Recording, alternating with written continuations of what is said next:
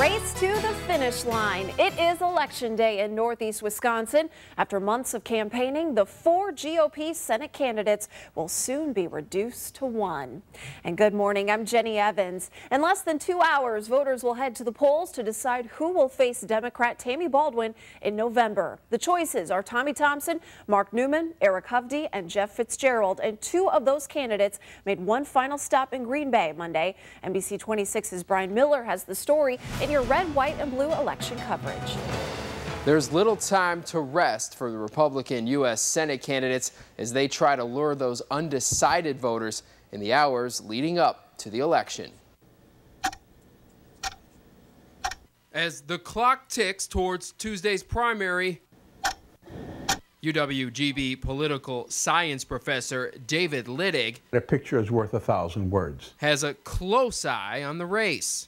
And what's really impressive is that, how close it's become. Now, political experts say that TV advertising really does work, but with millions being spent during this campaign, well, some folks are just turning that message off. I do think you turn out on the message first, and you don't read all the stuff, who sponsored it. Thompson has a slight lead in recent polls, but newcomer Eric Hovde is gaining ground. I can't tell you how thrilled I am that we're 24 hours away from this election, even less before people can start voting. Meanwhile, Mark Newman talks about his long voting record being an advantage. We did get the budget balanced, we cut taxes, and we understood that by balancing the budget and cutting taxes, our economy would be restored, and in fact it was. And Tommy Thompson hopes his name recognition will equal votes. If you want a true winner, a true reformer, I am the candidate that can get the job done. In just about 24 hours, the voters will tell us who gained the most momentum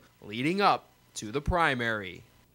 And that was Brian Miller reporting. The polls are open today from 7 a.m. until 8 p.m.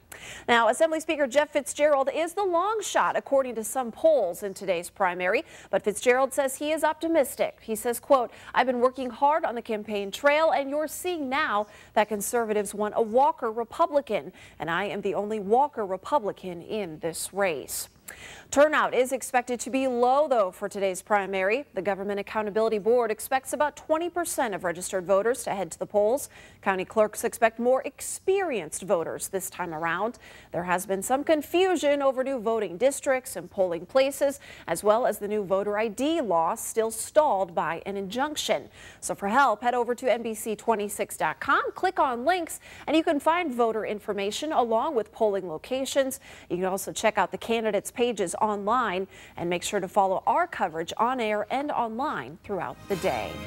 Still ahead this morning, a big announcement about the GOP convention. Find out who the featured speaker will be before Romney and Ryan take the stage. Plus, are you cuckoo for cocoa? Hear why it may improve your mental health.